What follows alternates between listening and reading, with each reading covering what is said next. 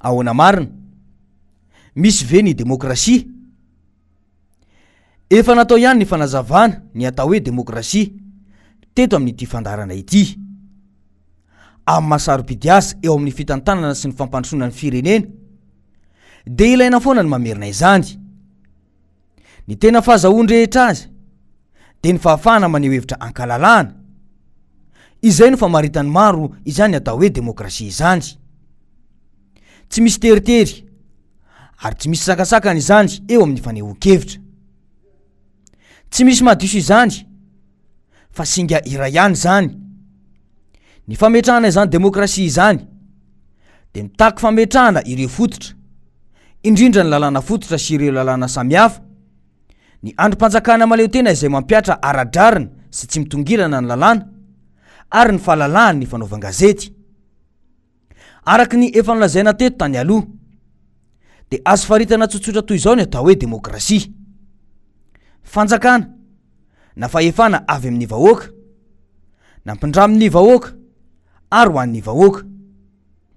Noho izany dia tokony ajaina ny zony rehefa maneho hevitra izy ireo.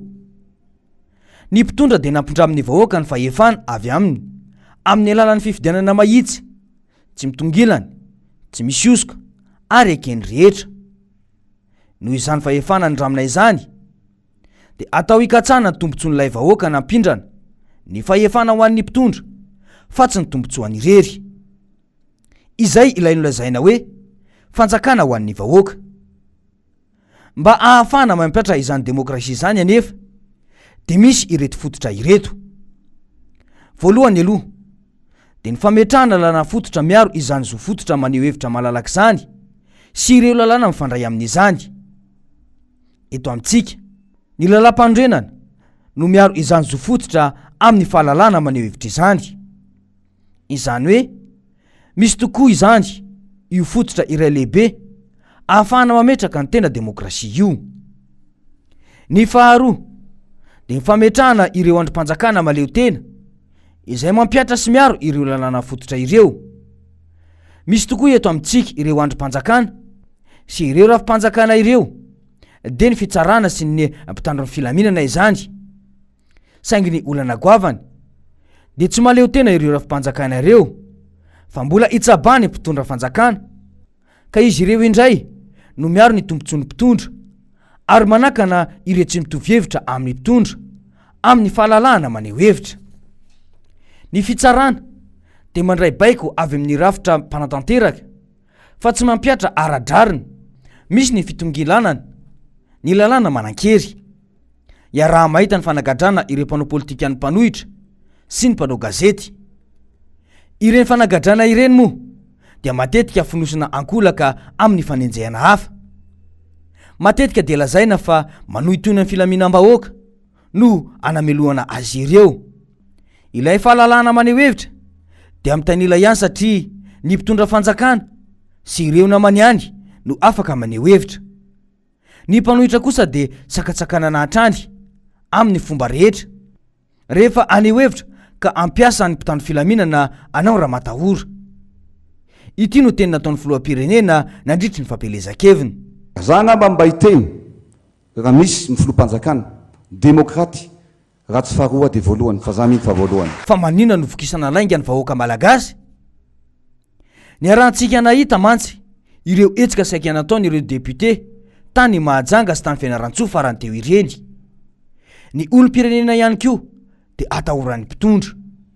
Ny zava-nitranga tany Nosbe izay nahazo ny filoha teo aloha Marc Ravalomanana dia tena zo fototra amin'ny maha-olom-pirenena mihitsy no vohitsakitsaka. Toy izao mantsy ny zavatra nitranga tany Nosbe omaly. Toy izao ny zava-nisy tany Nosbe io atoandro io. Tonga hitsidika ny orinasany ny magirosy ny tia koa ny filoha Marc Ravalomanana, saingy mpitandro ny filaminana sy ny prefe no tonga nitsena azy ary tsy namela azy hiditra hatramin'ny farany mihitsy tao amin'ny fananany. Tsisy olo-mavambahoaka na senatera nefa izy, ka nahina mory olona, saingy vao nahita sy nafantatra azy fa tany Nosbe ny tenany dia nirohitra nanantona azy ny olona. Nisy tamin'ireo olona aza vao nahita azy dia nanasa azy hiditra an-trano ka nampandroso ary nampisakafo. Nandroso tokoa izy ka dia nisakafo.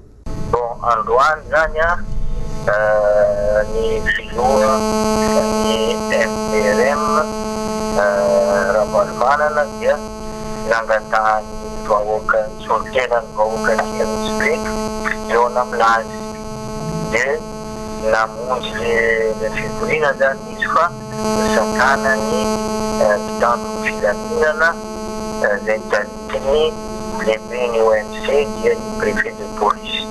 Nitovy tsy misy valaka ny zavanisy tany Toamasina ity niseho tany Nosbe ity hitsidika ny fananany saingy tsy navelany hiditra.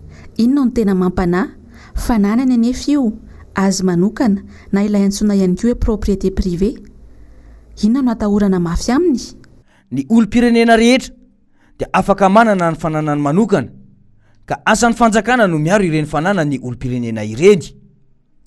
Raha atao sarisary tsotsotra ity zavatra nitranga tany Nosbe ity dia sahala amin'ilay hoe sakana ny mpitondra fanjakana tsiditra sy andray vahiny ao an-tranonao ianao.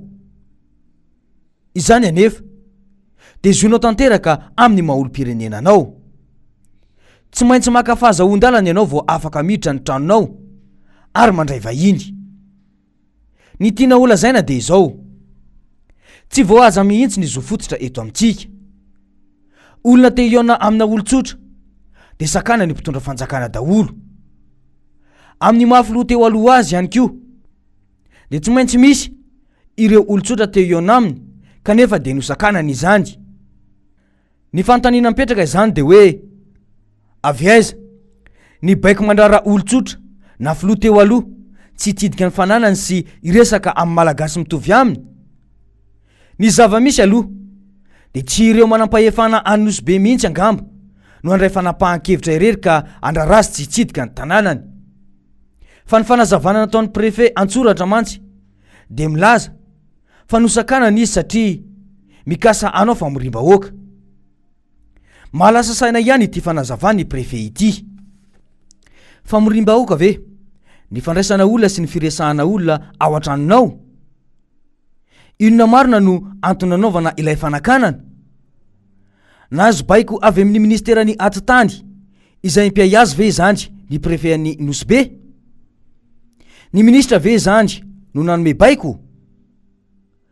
Fanontaniana mipetraka ireo satria azo lazaina fa nisy tsindrina tao tamin'ireo manampahefana any an-toerana ka nandrara ny filoha Ravalomanana tsy hitsidika sy iresaka amin'ireo olom-patany any Nosbe.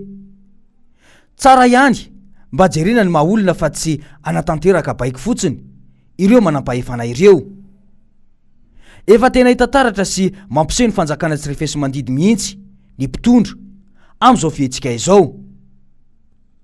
Ny fototra fahatelo izay iankinan'ny demokrasia dia ny fahalalan'ny mpanao gazety. Araka ny efa voalaza teo dia misy tokoa ireo mpanao gazety izay nogadraina satria atahorany ny mpitondra. Ny vahoaka dia mananjo iainy ny feon-dakiloha samihafa eo amin'ny fiainam-pirenena. Ny radio sy ny fahitalavim-panjakana moa dia tsy afaka idirany mpanohitra mihitsy. Araka ny famaritana teo aloha dia ny vahoaka ny tompo-pahefana. Noho izany zon'izy ireo no miaino izay lazainy ny mpitondra ary mbola zon'izy ireo ihany koa ny miaino ny mpanohitra. Amin'ny maha ainao manjery mpanjakana any ireo dia any vahoaka ihany koa izany ireo ainao manjery ireo. Averina indray fampindrana fahefana fotsiny ihany ny mpitondra. Aiza ilay zon'ny mpanohitra aneho hevitra? Izany hoe misy izany ny fanagejana ireo mpanao gazety mpanjakana tsy anome sehatra ny mpanohitra mitovy amin'ny mpitondra fanjakana sy ny namany. Eo amin'ny fanatanterana ny asany ihany koa dia mbola misy ny sakatsakana amin'ny fitrandrahana vaovao. Raha toka ny ainao manjery ny mpanohitra na mifandray amin'ny mpanohitra moa dia sarotra ho an'ireo mpanao gazety ireo ny mitrandraka vaovao. Voamaly ihany koa izany no nahazo ny MBS teny amin'ny rova ny Manjakamiadana. Maro tamin'ireo olona saika hanatrika ny fitokanana ny rova Manjakamiadana no tavela teo ivelan'ny vavahady. Niaritra ny anandro ary nijoro nandritra ny ora maro. Mpitandro filaminana no niantrana teny amin'ny manodidina ary teto dia voasakasakana indray ny asan'ny mpanao gazety.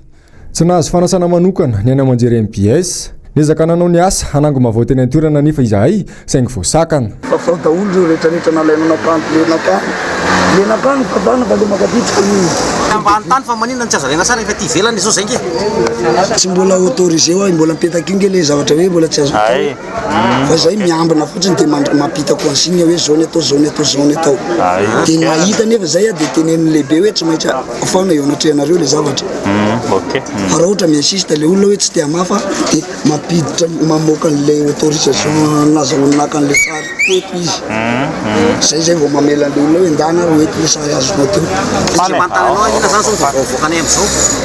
ny fanontaniana mipetraka dia ny hoe fa natao an'iza ny rovan'ny Manjakamiadana fa ngatsy hoe natao an'ny vahoaka indray izy io ary inona no antony nanaovana antsoavo tamin'ny vahoaka hanatrika io fitokanana io raha ny fahafahana mitrandraka vaovao dia tsy ilana fanasana akory ho an'ny mpanao gazety any amin'ny tany demokratika rehetra ny eto amintsika dia rehefa mpanao gazety miasa amin'ny ainao manjery tsy miankina na mifandray amin'ny mpanohitra dia misy izany tsakatsakana izany aiza marina ilay demokrasia iza moa no nitarika ny vahoaka tamin'ny taona 2004 ka nitaky sy nitokana ilay kianjany demokrasia sa ve ilay demokrasia fantatry ny mpitondra dia entina natao fitaovana nanonganam-panjakana fotsiny ihany mbola lavitra izany fampiarana ny demokrasia tena izy izany eto Madagasikara ny mpitondra moa dia tsy manana finiavana politika ametraka izany mihitsy ny fametrahana fanjakana tsirefesy mandidy no mamaika azy ireo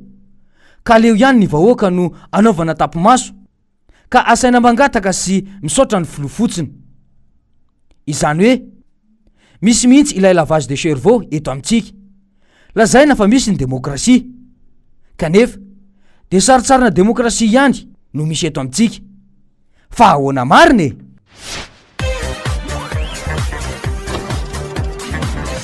ahoana marina